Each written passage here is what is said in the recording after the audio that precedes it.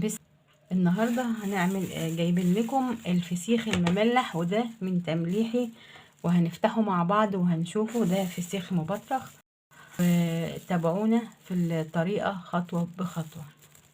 السلام عليكم ورحمة الله وبركاته، أحبابنا الكرام في مصر وخارج مصر، وفي صحة وسلامة أينما كنتم. ده الفسيخ بتاعي مملحاه عامل ازاي ومزلبن. فانا بعد كده هنزل لكم الطريقة بتاعته، بس النهاردة نفتحه ونشوفه عامل معانا ايه. يلا بينا نفتح ونشوف. بسم الله. ده هنا السمكة اهي مبطرخة، وهنا اهي مبطرخة. البطروخ طالع منها ازاي. هنفتح كده.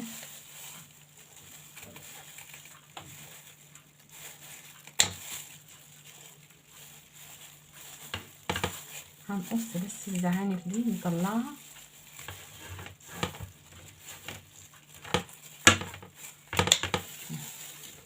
وهنفتح كده من عند البطن.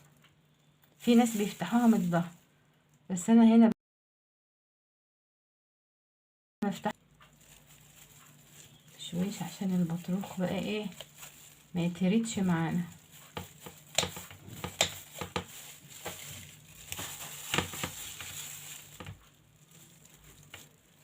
نفتح كده.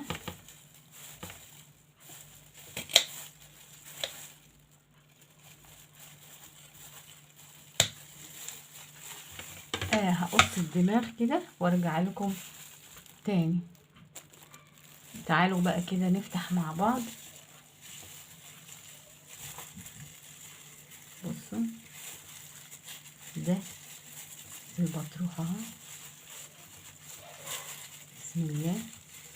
هنطلع ايه، هنفتح كده شوية ونطلع البطروخ من قلبها اهو بالمعدة.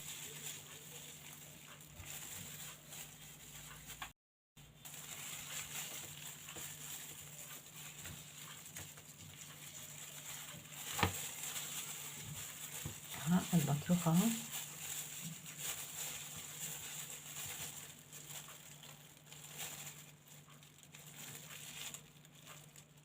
حاجة جميلة ونظيفة وتمليح بيتي. وهنفتح كده نشيل طبعا المعدة دي.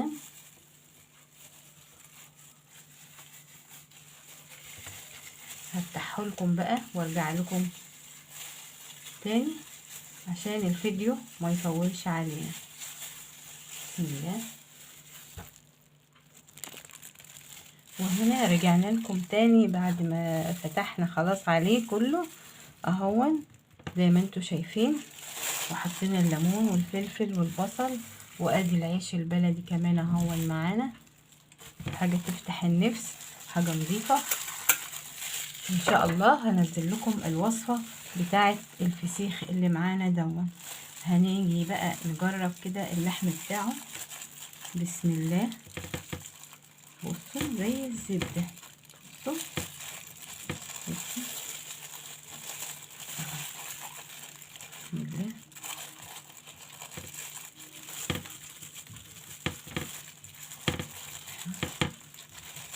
الفص بتاعه احمر وجميل ومستوي ازاي، مستوي خالص. هنحط كده في العيش.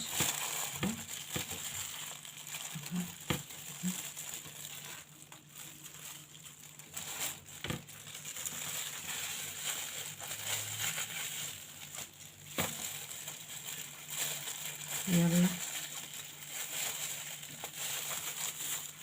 ندوق كده معانا لقمة العيش. بسم الله. بسم الله الرحمن الرحيم. بصوا زي الزبدة. يلا بقى ندوق كده ونجرب. بسم الله.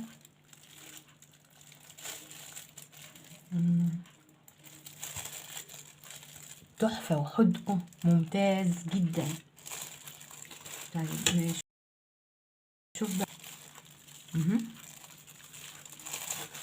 بطبخ معانا اهو. هنحطه برضو كده في اللقمة دي.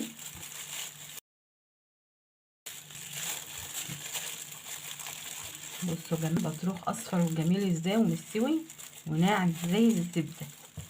البطاريخ الوقت بتتباع بالشيء الفلاني حاجة غالية جدا، فاحنا برضو اما نجيبه في البيت ونطلعه من البوري ونعمله نملحه برضو. هنزل لكم طريقة التمليح بتاعة البطارخ والفسيخ ان شاء الله. انتظرونا قريبا ان شاء الله، ننزل لكم الوصفة بتاعة الفسيخ الجميل ده. بصوا هنحط كمان شريحة بصل كده معاه. بالهنا والشفا لكل اللي شاف الفسيخ بتاعنا معانا بطريقة فينو بلدي. وانتظرونا في كل ما هو جديد دايما ان شاء الله.